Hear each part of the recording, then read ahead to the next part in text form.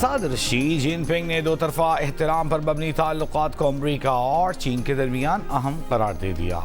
امریکہ کو ایک بار پھر شراکت داری کی پیشکش کر دی۔ گریٹ ہال آف پیپل میں ضیافت سے خطاب میں شی جن پنگ نے کہا کہ امریکہ کو دوبارہ عظیم بنانے کا صدر ٹرمپ کا سلوگن چینی ترقی کے ساتھ ہم آہنگ ہے۔ امریکہ اور چین دو عظیم قومیں ہیں۔ چین اور امریکہ کو حریف نہیں، پارٹنر ہونا چاہیے۔ امریکی صدر ٹرمپ نے چینی صدر کی تعریف کی، اچھا دوست قرار دیا۔ کہا امریکہ چین تعلقات دنیا کی تاریخ میں سب سے اہم تعلقات میں سے ایک ہیں۔ ہمارے پاس موقع ہے کہ تعاون اور خوشحالی کے ایک بہتر مستقبل کی تخلیق کریں۔ صدر ٹرمپ نے چینی صدر کو 24 ستمبر کو امریکی دورے کی دعوت دی۔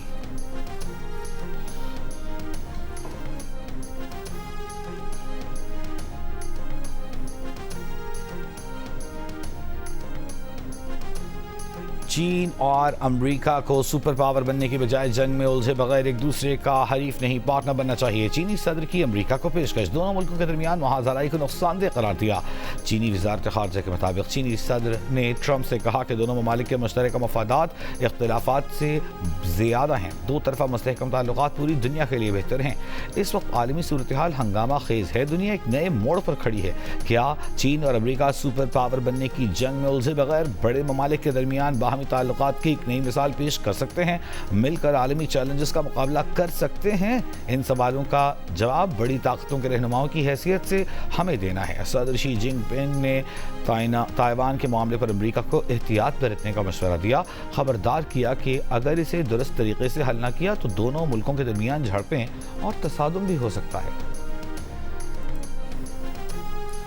امریکی صدر ڈونلڈ ٹرمپ اور چینی صدر شی جن پنگ کے درمیان آبنائے ہرمز کھلی رکھنے پر اتفاق۔ وائٹ ہاؤس کے مطابق بیجنگ میں ملاقات کے دوران دونوں رہنماؤں نے اتفاق کیا کہ توانائی کی آزادانہ ترسیل کو یقینی بنانے کے لیے آبنائے ہرمز کھلی رہنی چاہیے۔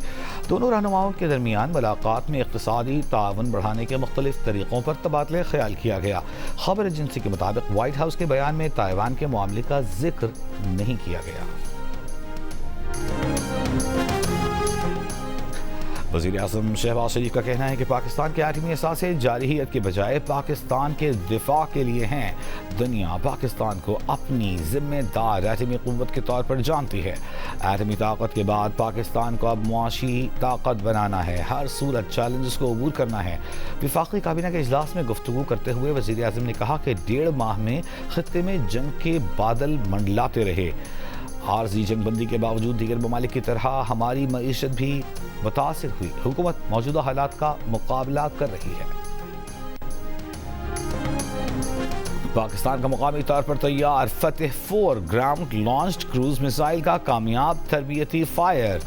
ISPR کے مطابق فتح 4 جدید ترین نیویگیشنل معاون نظام سے لیس ہے۔ کامیاب تربیتی تجربہ آرمی راکٹ فورس کمانڈ کے زیر اہتمام کیا گیا۔ فتح 4 طویل فاصلے تک انتہائی درستی کے ساتھ اہداف کو نشانہ بنانے کی صلاحیت رکھتا ہے۔ آرمی راکٹ فورس کمانڈ کے سینئر افسران نے کروز میزائل تجربے کا مشاہدہ کیا۔ صدر مملکت، وزیر اعظم، چیف آف ڈیفنس فورسز نے کامیاب تجربے کو سراہا۔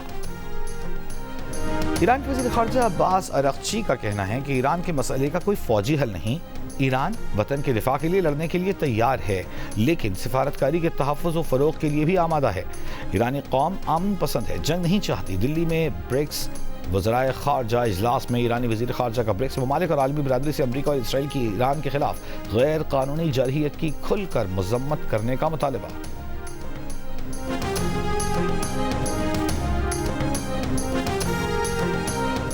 متحدہ عرب امارات کی اسرائیلی وزیر اعظم کے خفیہ دورے کی تردید۔ اماراتی وزارت خارجہ نے کہا کہ غیر اعلانیہ دورے سے متعلق دعوے بے بنیاد ہیں۔ متحدہ عرب امارات کے اسرائیل کے ساتھ تعلقات پوشیدہ نہیں، یہ تعلقات رازداری پر مبنی نہیں بلکہ ابراہیمی معاہدے کے تحت ہیں۔ غیر اعلانیہ دوروں سے متعلق دعوے بے بنیاد ہیں۔ اس سے پہلے اسرائیلی وزیر اعظم کے آفس نے کہا تھا کہ نتن یاہو نے جنگ کے دوران متحدہ عرب امارات کا خفیہ دورہ کیا اور متحدہ عرب امارات کے صدر شیخ محمد بن زائد سے ملاقات کی۔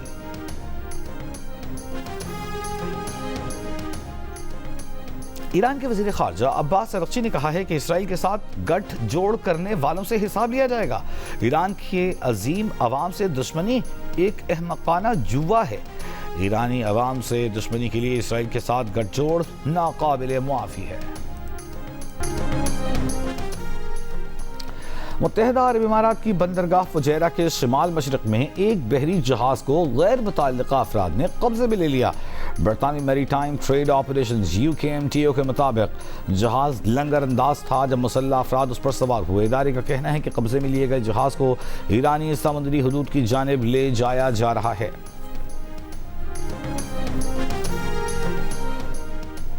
کراچی میں منشیات فروشی کے الزام میں گرفتار انمول اور پنکی کے اکاؤنٹ سنبھالنے والا ملزم گلستان جوہر سے گرفتار۔ پنکی کا کراچی میں ماہانہ 2 کروڑ روپے سے زائد کی منشیات فروخت کا انکشاف۔ پنکی 1 گرام کوکین 15 سے 20 ہزار روپے میں فروخت کرتی تھی۔ منشیات کا لین دین آن لائن ہوتا تھا۔ ابتدائی تفتیش میں ملزمہ نے بتایا کہ وہ کئی تھانوں کو لاکھوں روپے ماہانہ ادا کرتی اور ایک سرکاری ادارے کے افسر کو 1 کروڑ روپے سے زائد رشوت بھی دی۔ انمول اور پنکی کے اہل خانہ کا بھی منشیات فروشی میں ملوث ہونے کا انکشاف۔ پنکی نے بتایا سابق شوہر کے 2 بھائی بطور ایڈوکیٹ کام کرتے ہیں۔ پولیس سے بچنے کے لیے سابق شوہر منشیات وکلاء بھائیوں کے چیمبرز میں رکھتا ہے۔ تفتیشی حکام کے مطابق پنکی کے 3 بھائیوں کا مجرمانہ ریکارڈ سامنے آ گیا۔ ملزمہ پنکی کے مبینہ شوہر سابق پولیس اہلکار کو بھی طلب کر لیا گیا۔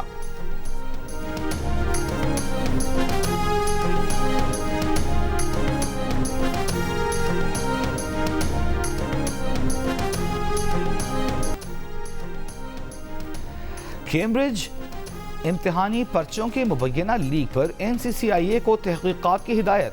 تحقیقات کیمبرج کے تعاون سے کی جائیں گی۔ وزیر داخلہ اور وزیر تعلیم کی ہدایت پر سیکرٹری داخلہ کی زیر صدارت اجلاس۔ برطانوی ڈیپٹی ہائی کمشنر کیمبرج حکام کی بھی شرکت۔ برطانوی ڈیپٹی ہائی کمشنر نے کیمبرج پیپر لیک کو چوری قرار دے دیا۔ ایک اور امتحانی پرچے کے لیک ہونے کی اطلاعات پر بھی تشویش کا اظہار۔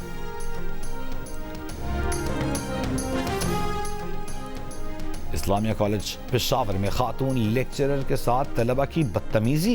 خاتون لیکچرر گلرخ کے مطابق 12 مئی کو باٹنی ڈپارٹمنٹ میں کلاس کے آدھے لڑکوں نے ٹیسٹ دینے سے انکار کر دیا۔ ٹیسٹ نہ دینے والے لڑکے پاسنگ گریڈ دینے کے لیے دھمکا رہے تھے۔ انتظامیہ سے شرپسند طلبہ کے خلاف کارروائی کا مطالبہ۔ وائس چانسلر نے جیو نیوز کو بتایا کہ خاتون ٹیچر کے ساتھ پیش آنے والے واقعے کا فوری نوٹس لے لیا ہے۔ انکوائری کمیٹی تشکیل دے دی ہے۔ رپورٹ جلد پیش کی جائے گی۔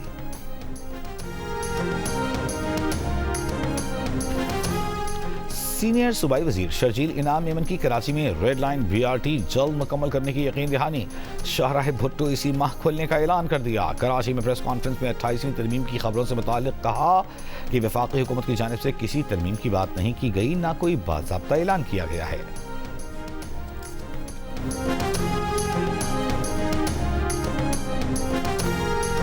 اور ملک کے بیشتر شہروں میں موسم گرم۔ محکمہ موسمیات کے مطابق آج سب سے زیادہ درجہ حرارت سکھر، حیدرآباد اور سبی میں 45 ڈگری سینٹی گریڈ ریکارڈ کیا گیا۔ Turbat 44، Nawabshah 43، Dadu Bahawalpur 42، Multan DG Khan Nokkundi 41 degree centigrade. Karachi میں پارہ 40 ڈگری کو چھو گیا۔ لاہور فیصل آباد میں درجہ حرارت 39 ڈگری ریکارڈ۔